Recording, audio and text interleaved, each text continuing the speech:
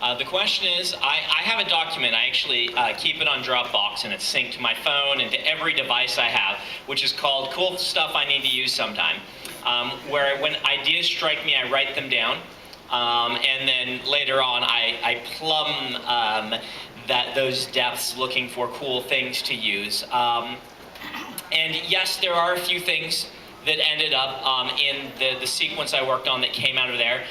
No, I can't tell you what they are right now, because they're too spoilery for the last book. But maybe when you come through the line yourself and you ask, I can give you more of an indication on that.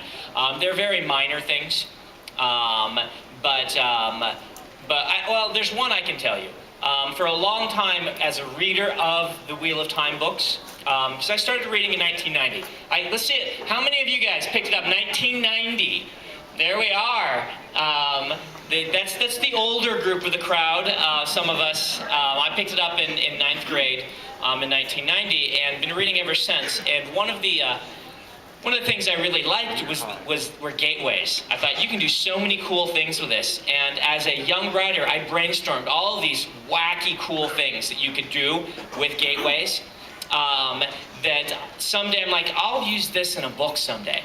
And then when I actually started writing my own books, I thought, I can't do gateways because Robert Jordan did them, and I've got to stay away from doing stuff Robert Jordan did.